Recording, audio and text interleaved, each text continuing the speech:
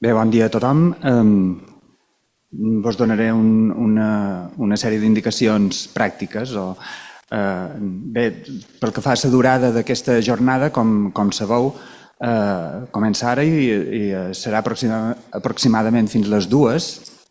Hi haurà una pausa per berenar a les 11:30 i després de cada exposició hi haurà uns minuts per preguntes, si en teniu, si en voleu fer, tant els assistents presencials com els assistents en línia, que les podeu fer a través del xat. Benvinguts també els assistents en línia, per tant. Unes indicacions per qui es connecta des de casa seva.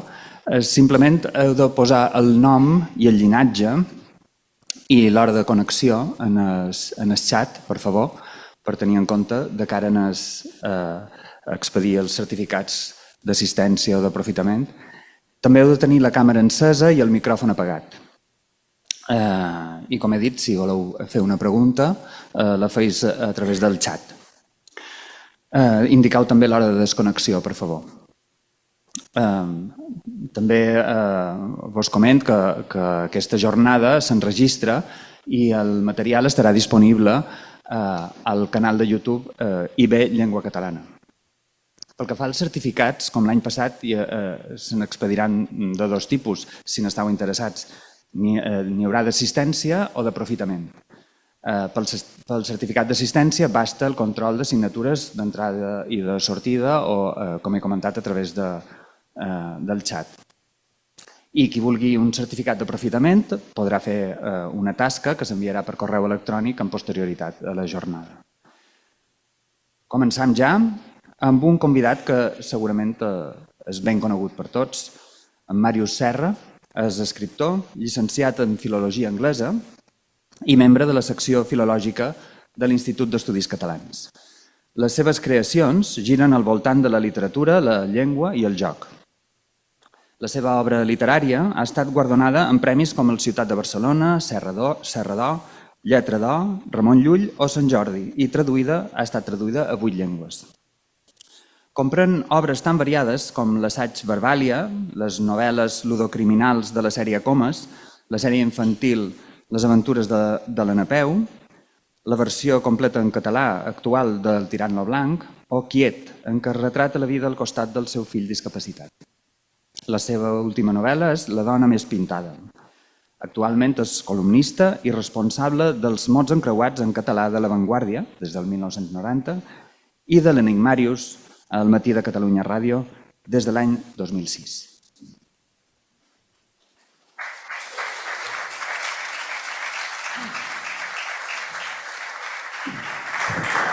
Moltes gràcies.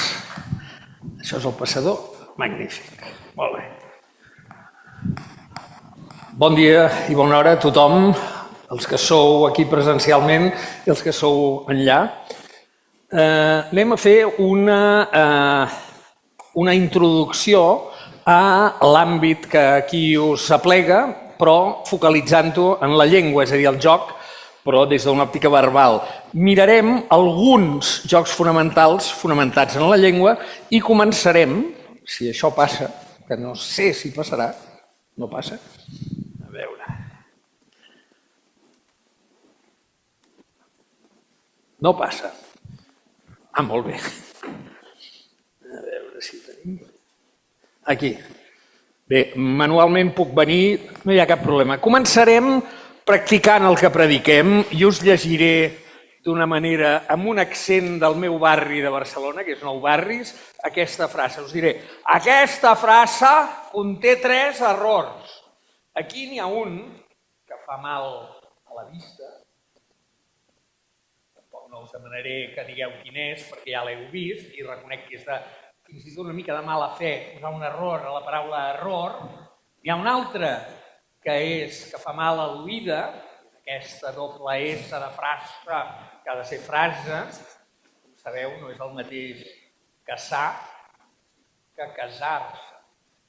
Bé, a vegades sí, oi? És casa, doncs sí, casa. Però aquí, en principi, hi hauria diferenciació. Però algú a la sala de casa seria més complicat. Em podria dir on és el tercer error? Conté està ben escrit, és el verb contenir, perquè els comptes, el compternau, els comptes corrents, és un verb complicat, però alguna hipòtesi sobre el tercer error? O estem encara de massa de bon matí, ennuvolats? Aquí. Quin és el tercer error? El tercer error és que la frase és falsa, que només en té dos.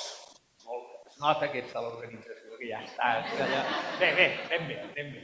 Ara bé, perquè vegeu d'on partim i per què us poso aquesta frase per començar, si és cert, com ho és, que el tercer error és un error semàntic, no ortogràfic com els altres dos, que potser ens manava error a buscar-ne, si és cert això, llavors sí que n'hi ha tres. Si n'hi ha tres, la frase és falsa, torna a ser veritable. Però si és veritable, ja torna a haver-n'hi dos. I així podríem estar hores i hores, cosa que no farem, perquè disposem de 25 minuts, perquè el llenguatge sobre el qual jugarem té la perversa virtut de poder referir-se a ell mateix i referir-se a la realitat per l'àmbit semàntic, alhora que és un codi de signes perfectament estructurat, com coneixem en el que podríem exemplificar com l'ortografia. Anem a veure si... No, d'acord. Continuarem per aquí. Anem a veure el que vindria a ser la clau. Ara sí? Sí? Ja passa el foc. A veure. Sí. Clar, no sabem bé. Doncs oi, no... A veure. De moment ho vaig fent així, no patiu. Anem a veure el que en podríem anomenar pensament lateral, que és la clau d'ajuntar determinat tipus de codis aparentment sense relació. Aquí teniu una sèrie de lletres que conformen un enigma. Tenim la U d'universitat, la D de diversitat, la T de treball, la Q de quaresma, la C de carnaval, la S de sensibilitat. Algú faria una hipòtesi de quina lletra vindria aquí al darrere ara? Alguna hipòtesi? No? Us puc donar una pista. Aquest és un enigma de nivell, el que a la meva època en dèiem P3. Ara I3, infantil 3, com a mínim, al Principat. Ja us ho dic jo, darrere aquesta S en ve una altra de S. I darrere de la segona S, algú hi ha caigut? No? Bon matí, Ningú? Cap hipòtesi? Ja veureu que no us enganyo, que és de nivell infantil 3. Darrere de l'altra S, que us he dit, hi vindria una B baixa.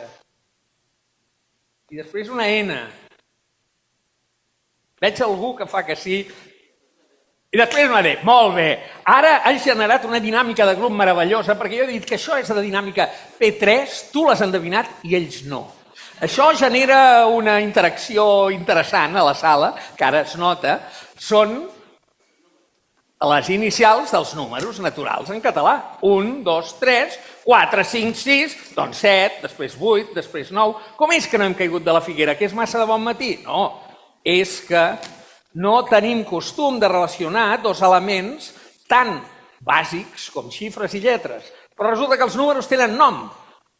I aquest nom, a banda de l'ordre alfabètic, admet un ordre aritmètic. Això és el pensament lateral, això és la clau del joc aplicat al llenguatge i en general a la creativitat. Ara us en posaré una altra de sèrie numèrica i com que ja teniu... En fi, faré com el profe que es posa a la pissarra, no? I llavors quan em giri, direu tots com un sol home i una sola dona, direu ja la lletra que ve, 1, 2 i 3. No, espera, ja l'havia passat. Ah, me l'has passat tu, molt bé, gràcies. La G.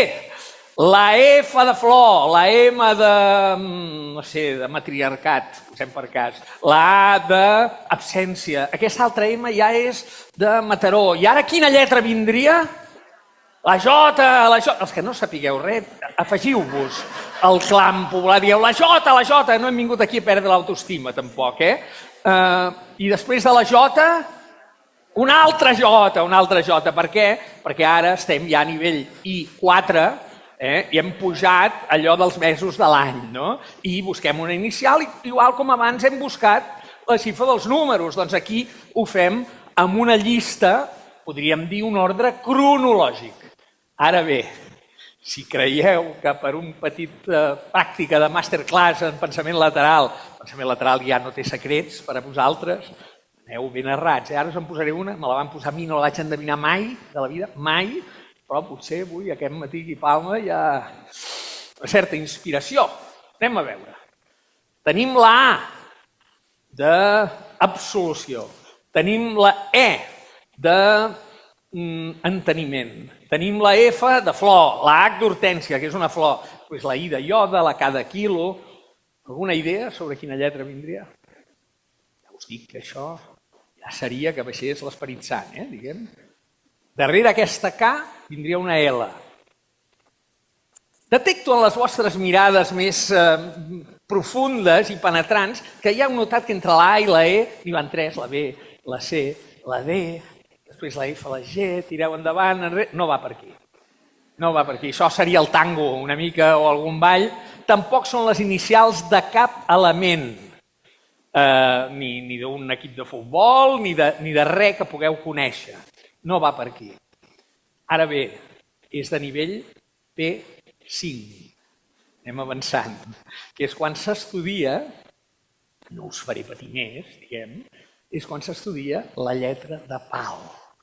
Perquè són, en ordre alfabètic, totes les lletres que no tenen cap línia corba en el seu traç. Per tant, excloem la B, la C i la D, excloem la G, després de la K vindria una L, després una M, després una N, la O no, la P no, la Q no, la R no, la S no, la T sí. Soc conscient que si tinguéssiu automàtiques me'n llançaríeu algunes ara, però la idea de mostrar això és una idea que Borges va donar quan li van preguntar quina era la seva màxima aspiració com a escriptor, que era ajuntar, posar juntes, va dir, paraules que mai abans no ho hagin estat. Aquest tipus de combinació implica que qualsevol tirallonga d'elements significatius, si són lletres més, però qualsevol tirallonga en qualsevol joc, pot generar una regla que expliqui aquell ordre i no cap altre. Aquest és el principi. És el principi de la creativitat, en realitat. I no només parlem de literatura, així es creen els relats, les obres de teatre, el cinema, però també les bones receptes de cuina, una costura. És a dir, qualsevol acte humà creatiu segueix uns patrons. I aquests patrons poden ser molt simples, molt complexos, però han de ser consistents. És la versemblança. És la versemblança. Clar, un dia que jo estava fent aquests enigmes, que per cert són de Georges Perec, els dos primers, que jo he adaptat al català, en una biblioteca va sortir un profe de matemàtiques, el clàssic profe de matemàtiques que va a una xerrada de llengua, i va dir, vostè, senyor Serra, vostè aquí fa molta cosa, ara puc sortir jo i n'hi poso una? Vaig dir, endavant, va sortir la pissarra i em va posar aquesta.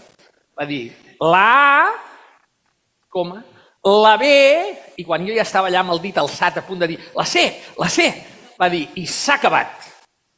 Punt. I vaig estar una estona intentant rumiar, naturalment no ho vaig endevinar tampoc, i llavors em va dir, sí, perquè la A és una lletra que té una superfície tancada, concretament en forma triangular. La B és una lletra que té dues superfícies tancades, concretament dos semicercles, i no hi ha cap lletra que en tingui tres. Jo el vaig abraçar i el vaig enviar cap al públic una altra vegada, però la realitat és que la creació de patrons és infinita. Infinita, tendeix a l'infinit. Anem a veure, segurament us poso això només per situar-vos, aquesta aproximació lúdica, com arriba a implicar el personal.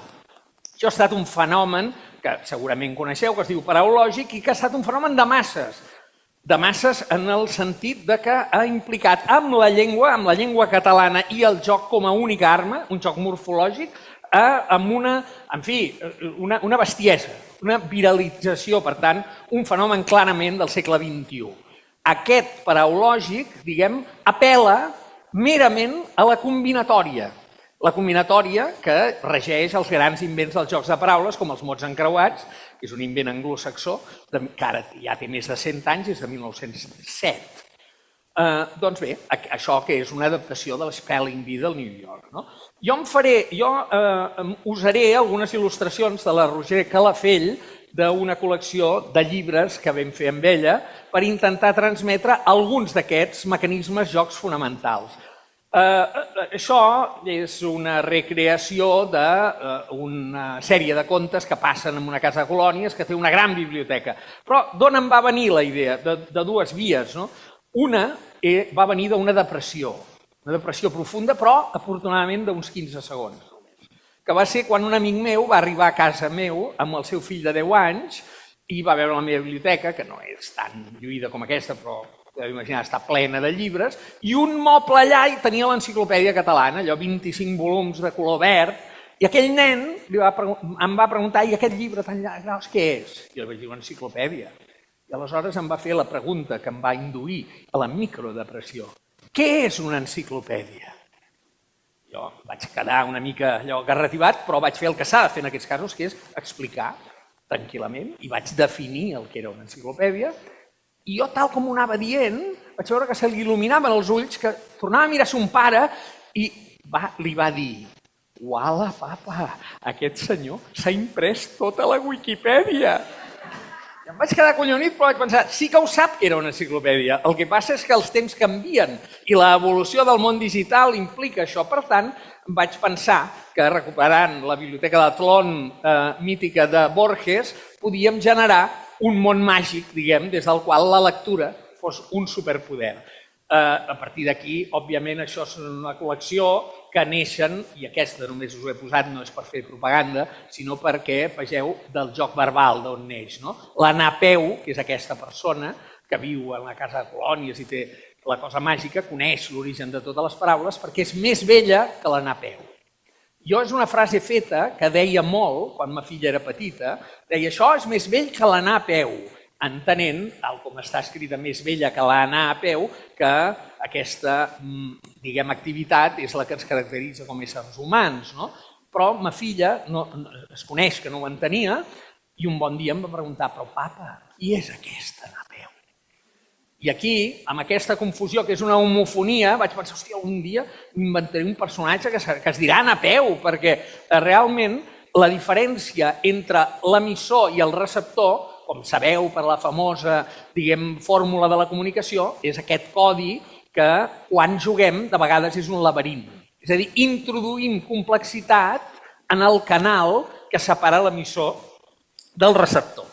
Això forma part de la cultura popular. Si algú ha viatjat o ha estat per Osona, una comarca del Principat on hi ha, diguem, força rural, hi ha un poble que potser algú de vosaltres li sona aquest pont penjant. Això és Rupit. Sí, Rupit. La Roser és bastant d'això, però els rupitencs i les rupitenques han generat, no m'ho invento jo, han generat en cultura popular la dita que és el poble més antic del món. Algú sap per què? I si ho sap, no li fa vergonya dir-ho? Ho saps? No, no ho saps.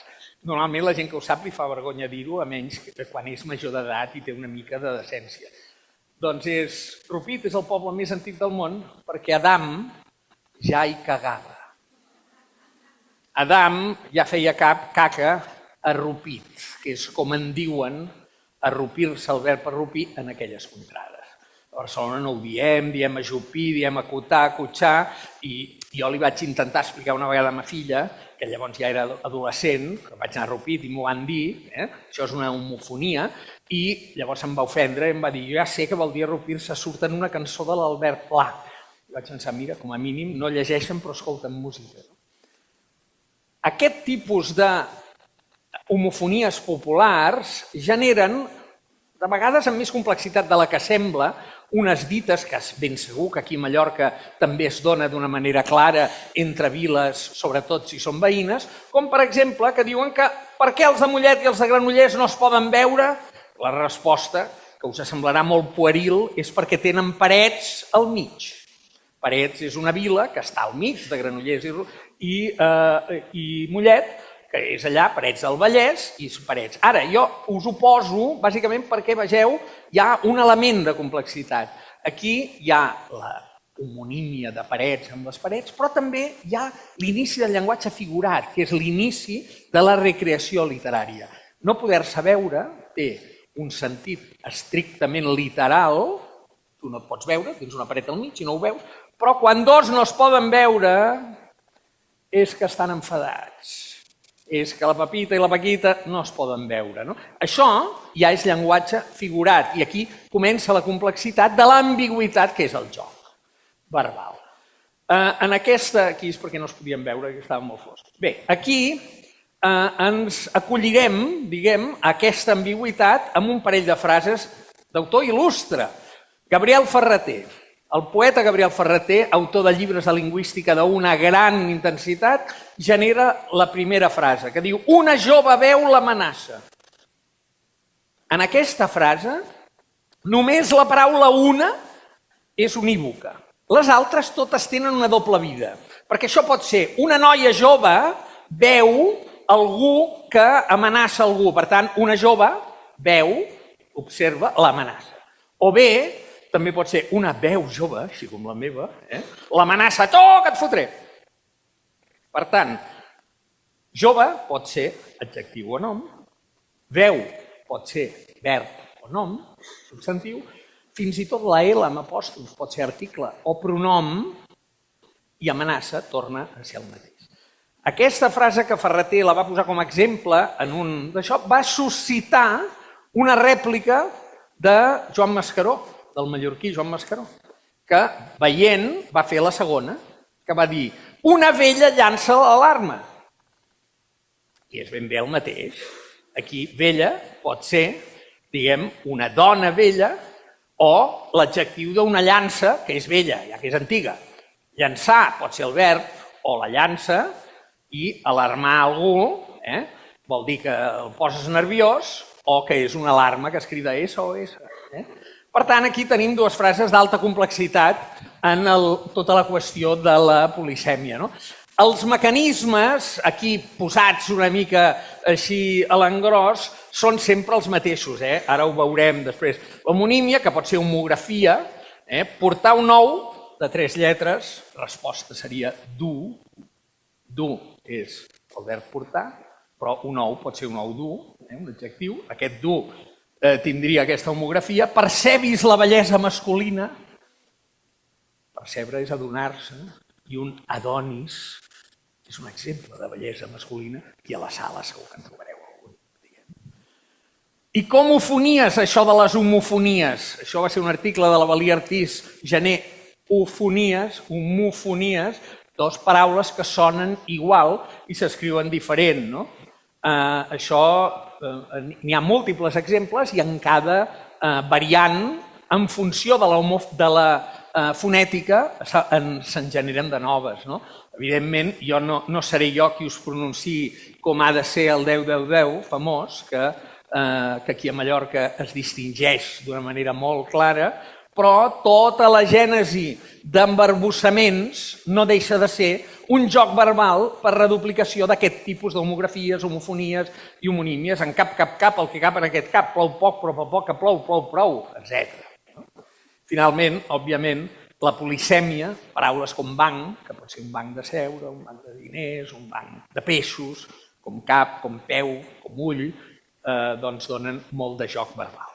Aquests són els mecanismes fonamentals, però si anem a aquesta casa de colònies plena de llibres i veiem la màgia de la lectura que ens permet viatjar, és la màgia del llenguatge, que és un superpoder que tots els que som lectors ho sabem, obrim, comencem a llegir i ja hem viatjat en el temps i en l'espai. Podem viatjar a llocs molt insòlits, i aquest us el poso només per posar un exemple. De vegades, com a catalanoparlants, estem acomplexats per el nombre de parlants que té la nostra llengua. La paraula wiki, que avui en dia és universal, neix d'una llengua que té menys parlants que habitants té Manacor. El hawaià. L'enginyer que va crear les wikis va arribar a l'aeroport de Honolulu i va veure que les llançadores que passaven d'una terminal a l'altra deia wiki, wiki. Li va fer gràcia, va preguntar i li van dir no, això en hawaià vol dir de pressa. I per què 2 vegades? Diu, perquè no tenim adverbis. De pressa, wiki, molt de pressa, wiki. Això li va fer més gràcia encara, ho va agafar i va posar el wiki. Tot això, que és un poder que ara ens portaria molt lluny, ens permet que hi ha molt joc interlingüístic. Aquests exemples que estan en vermell, com veureu, vermell i blau, són paraules en català, perfectament dites, que resulta un cotxe car, però car en anglès vol dir cotxe. Per tant, hi ha molt de joc en el món que vivim interlingüístic. Altres qüestions, quantes potes té un 100 peus? No en té 100, en té entre 30 i 46, però aquí 100 vol dir molt, no vol dir 99 més 1. Per tant, aquesta cosa de la llengua, els embarbussaments, que ara no ens hi entretindrem perquè si no prendríem mal, sobretot en aquest, que és de la meva vila, de Vilanova i la Geltrú, i que te'l fan perquè no diguis el que no has de dir. Ja podeu imaginar què és el que no has de dir. De genollons, genollons, codonys, collia, de genollons, genollons, collia, codonys, quan més m'ajupia, més codonys, collia, i amb la punta dels dits, codonys, collits. Prova superada, crec. I, per exemple, també vaig de pressa perquè el temps no ens agafi, però això del robot també us ho volia posar, és el mateix exemple que la wiki. La robòtica, que és universal, prové de la llengua txeca, perquè els germans Čapek, quan creaven aquesta obra de teatre on van crear els primers robots, que eren uns actors que feien les feines, els hi volien posar labora, com laborable, provinent del llatí, i un dels dos va dir, home, que són txecs, posem-ho en txec, i en txec treballar durament és robota. I així van néixer els robots i la robòtica i és iRobot i tot tan universal com és. Molt bé, anem a la part final, que és practicar el que prediquem. I en aquesta part final, abans que em diguin que ja és l'hora que em feu preguntes, que m'ho diran ben aviat, oi? Ben aviat, us en faré jo. Aquest us el regalo, diguem, però són exemples de pensament lateral i us he convidat a uns enigmes per acabar aquesta sessió. La primera és en honor vostre. Quin és el vent més educatiu de 7 lletres? És el vent mestral. És un vent molt educatiu perquè té tots els mestres i, com sabeu, qualsevol societat que vulgui ser interessant i forta necessita 3 coses. Educació, educació i educació. Això és la clau. A partir d'aquí parlem del que sigui. Però aquí acabarem amb el primer que endevini algun d'aquests enigmes i s'endurà un premi tot. Va. El primer que endevini algun d'aquests enigmes i llavors n'hi repetirem un altre. A veure. O sigui, heu de fer doblet. Aixequeu la mà, no obriu. El primer, precedeix el vòmit de l'arquitecte, de 6 lletres. Aquí. Arcada. Està molt bé. I ara estem a punt ja de rematar. Ara m'has d'endevinar qualsevol dels altres 4. No, però tu, si ara n'endevines un altre, has guanyat i els altres ho farem tot. Si no, anem saltant. El fill il·legítim del rellotger, de 7 lletres. Tic-tac, tic-tac. Hi ha algun rellotger a la sala? No, millor. No? Algú? Allà.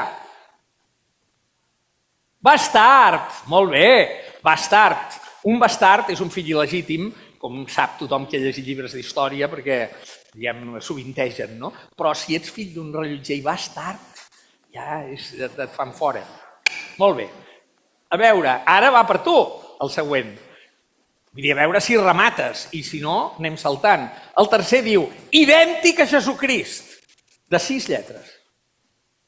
Idèntic a Jesucrist. 6 lletres.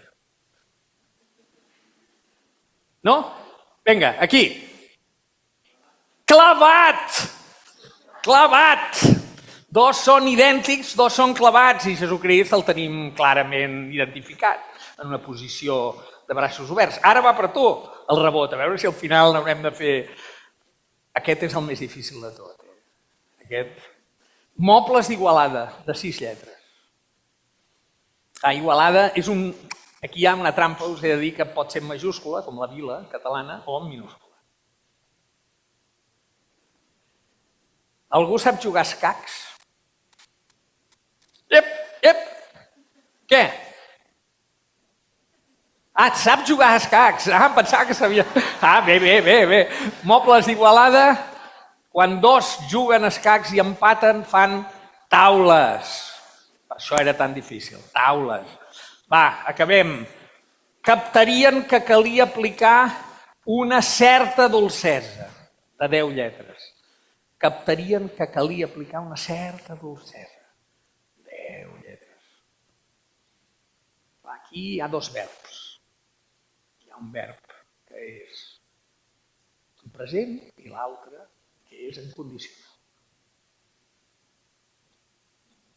Ai, buf, com es bufeguen aquí, Ara estem esbufegant. La resposta era entendrien. Captar és d'entendre, la dolcesa és d'entendrir. Entendre i entendrien. Va, i el premi l'ha de guanyar algú. No sé si n'havia posat cap altre, em sembla que ja no. No. Doncs el premi l'ha de guanyar algú. Per tant, el guanyarà el primer que faci la pregunta més difícil, perquè ja m'estan dient que ja toca, que sí? Va. Alguna pregunta?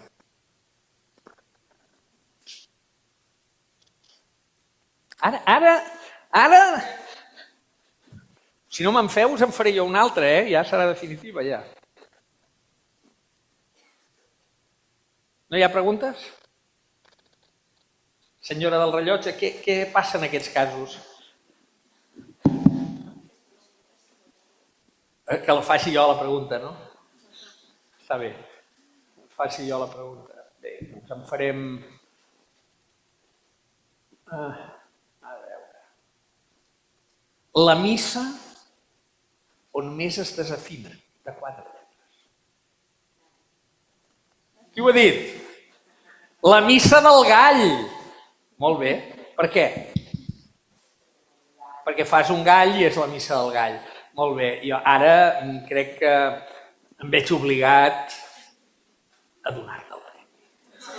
Perquè aquest és un enigma d'escolania, gairebé. Aplaudiu-la. Mira, aquí tens una Napeu que diu: tenen àvia els robots? Tenir àvia. Bé, en definitiva, jo volia no només predicar, sinó practicar allò que prediquem quan parlem d'aquest àmbit de l'aproximació lúdica al llenguatge. I la conclusió de tot això és que habitualment veiem la llengua com una font de conflicte. Ja no parlo de conflicte sociolingüístic, parlo fins i tot de conflicte amb nosaltres mateixos, amb l'ortografia, amb aquella tensió a l'hora d'escriure, si ho faré bé, si faré falta, si es pot dir això, no es pot dir. Estem, com a adults, hem perdut una font totalment constitutiva de la nostra adquisició verbal, que és el plaer. Nosaltres, tots nosaltres, aprenem a parlar a partir de reproduir allò que sentim en el cercle més immediat de la gent que ens estima. Aquest joc, que és un joc fonètic, verbal, de reproducció, amb errors que fan riure els grans i equivocacions i grans troballes i grans descobertes, com per exemple el dia que descobreixes que una sola paraula pot voler dir més d'una cosa, doncs aquest joc, de sobte, quan s'escolaritza, entra en l'edat adulta, que vol dir que passa de la parla a l'escriptura. I aquí apareix el síndrome del bolígraf vermell, diguem, la por, el vertigen de l'edat adulta, de comprovar que és un sistema molt complex, que cal estudiar-lo, que cal aprendre, com sabem, si ens posem a estudiar de grans una llengua estrangera. Tot això és inevitable, és obvi, cal esforç per accedir a qualsevol coneixement i a un de lingüístic també. Però no oblidem mai que la principal font d'una llengua és el plaer. La llengua no hem de deixar de veure-la com una font de plaer, de troballes, de descobertes, de tota la complexitat de la nostra relació amb el món, però gràcies a mantenir un cert esperit lúdic, i en aquestes jornades és obvi que això és el que les motiva i n'és la part constitutiva, el joc, posar paraules en joc, que significa escriure i parlar, ha de continuar formant part de l'equació. No podem renunciar al plaer només perquè hi hagi dolor. El dolor ja vindrà. Nosaltres reivindiquem el plaer.